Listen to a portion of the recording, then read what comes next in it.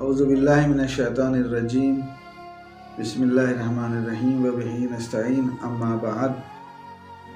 آج رمضان المبارک کی 12 تاریخ ہے اور 12واں روزہ ہے، اور ہم آپ کے سامنے 12ویں روزے کی دعا پیش کر رہے ہیں۔ اللہم زینی فیہ بالستر والعفاف واسترنی فیہ باللباس القنوع والکفاف وحملنی فیہ علی العدل والانصاف وعمنی فیہ من کل ما اخاف بعصمتک یا عصمت الخائفین۔ یہ مختصر سی دعا جو آپ کے سامنے عرض کی، اس کا مفہوم، اس کا ترجمہ یہ ہے: خدایا مجھے اس ماہ میں پردہ پوشی اور پاک دامنی سے آراستہ مزین فرما، اور مجھے اس ماہ میں قناعت اور خودداری کا لباس عطا کر، اور مجھے عدل و انصاف پر آمادہ کر، اور امن و امان عطا کر ہر اس چیز سے جس سے میں خوف زدہ ہوں، اپنے طرز و حفاظت کے ذریعے سے، اے ڈرنے والوں کی پناہ گاہ۔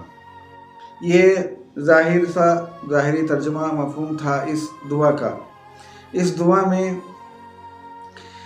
4 چیزوں کی طرف جو ہے وہ اشارہ کیا گیا۔ پہلے ستر و عفاف، دوسرے قناعت و کفاف، اور تیسرے عدل و انصاف، اور چوتھے ہر خوف زدہ شے سے امن و امان۔ پہلا فقرہ: اللہم زینی فیہ بالستر والعفاف، خدایا مجھے اس ماہ میں پردہ پوشی اور پاک دامنی سے آراستہ مزین فرما۔ 2 لفظ استعمال ہوئے، ایک ستر اور ایک عفاف۔ ستر جو ہے وہ لغت میں ڈھانپنے کو، چھپانے کو، پردہ پوشی کو جو ہے وہ کہتے ہیں۔ اب پردہ داری جو ہے وہ 2 طرح کی، ظاہری ہے یا باطنی، اور اسی طریقے سے معنوی یا ظاہری۔ ان سے مراد یہ ہے کہ عیوب کو چھپانا، اور باطنی پردہ داری سے مراد یہ ہے کہ کسی نفسانی و باطنی برائیوں پر جو ہے وہ پردے کو ڈالنا، یعنی ان کو چھپانا، مخفی کرنا۔ اور جیسا کہ ہم دیگر دعاؤں میں اور قرآن مجید کی آیات میں بھی پڑھتے ہیں کہ پروردگار عالم کی صفات حمیدہ میں سے ایک صفت ہے ستار العیوب، یعنی لوگوں کے عیب کو چھپانا۔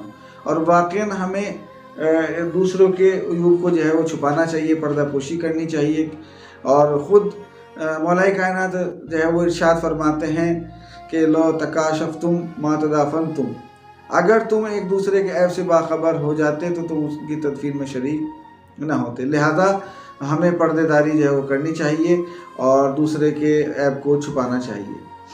اس کے بعد یہ جملہ ہے عفاف عفت سے ہے، یعنی پاک دامنی، اور پاک دامنی انسان کا زیور ہے کہ جو انسان کی عظمت کو جو ہے وہ دوبالا کرتا ہے، اس کی عظمت کو بلند کرتا ہے۔ لہذا انسان کو پاک دامن جو ہے وہ رہنا چاہیے، اور پاک دامن انسان کو سبھی دوست جو ہے وہ دوست رکھتے ہیں۔ دوسرا فقرہ ہے وَاسْتُرْنِي فِيهِ بِلِبَاسِ الْقُنُوعِ وَالْكِفَافِ، پروردگار مجھے اس ماہ میں قناعت اور خودداری کا لباس عطا کر۔ ستر جو ہے وہ ستر لباس 2 طرح کے ہوتے ہیں، ایک ظاہری جیسا کہ عرض کیا پہلے جملے میں، اور باطنی۔ ظاہری سے اس سے مراد جو ہے وہ اس کو بھی چھپانے کو کہتے ہیں، یعنی عیوب کو چھپانا، پوشیدہ کرنا۔ اس میں بھی جو ہے وہ اس سے تشبیہ دی گئی ہے وَاسْتُرْنِي فِيهِ بِاللِّبَاسِ الْقُنُوعِ، پروردگار مجھے قناعت کے لباس سے اور کفاف یعنی خودداری کا لباس جو ہے وہ مجھے عطا کر۔ تو قناعت یعنی کہتے ہیں کہ انسان کا اپنی قسمت پہ جو ہے راضی ہو جانا، اور کفاف بھی دونوں ہم مترادف جو معنی، دونوں کے معنی ایک، یعنی کسی چیز کے بقدر حاجت و ضرورت کو جو ہے وہ کفاف کہتے ہیں، یعنی اسی پر جو ہے اکتفا کر لینا، اسی کو کافی سمجھ لینا جو پروردگار عالم نے اس کے لیے مقدر کیا ہے، اس کو جو ہے وہ کفاف اور قنوع دونوں مترادف ہیں۔ یہ دوسرا جملہ۔ تیسرا جملہ ہے وَحَمَلْنِي فِيهِ عَلَى الْعَدْلِ وَالْإِنصَافِ، کہ پروردگار مجھے عدل و انصاف پر آمادہ کر۔ اور عدل و انصاف دونوں آپ کو معلوم ہے کہ یہ دونوں جو ہے وہ مترادف معنی جو ہے رکھتے ہیں، اور عربی میں جو ہے بہت زیادہ قرآن مجید کی بہت آیتیں اس کی طرف جو ہے اشارہ کرتی ہیں۔ مثلا جیسے ان اللہ یأمر بالعدل والإحسان، کہ قرآن میں ارشاد ہے کہ بے شک اللہ عدل اور نیکی کا جو ہے وہ حکم دیتا ہے۔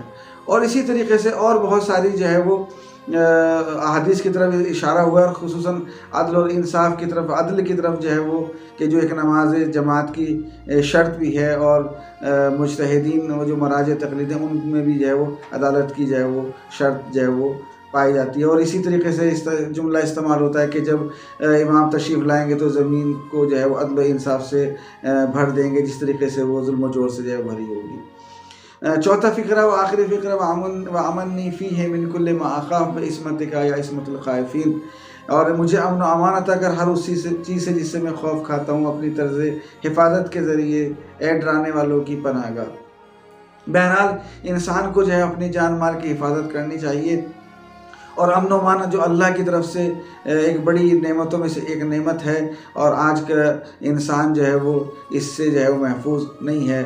لہذا بندہ جو ہے پروردگار سے اس دعا میں جو ہے وہ امن و امان کے بارے میں دعا کر رہا ہے کہ دنیا کا خوف و ہراس آخرت کے خوف و ہراس کے مقابلے میں جبکہ کچھ بھی نہیں ہے، لہذا جہاں ہم دنیا کا خوف و ہراس کر رہے ہیں اپنی عزت و آبرو کے بارے، امن و امان کے بارے میں، ہمیں جو ہے وہ آخرت کے لیے بھی جو ہے وہ آمادگی کرنی چاہیے۔ وآخر دعوانا ان الحمد للہ رب العالمین۔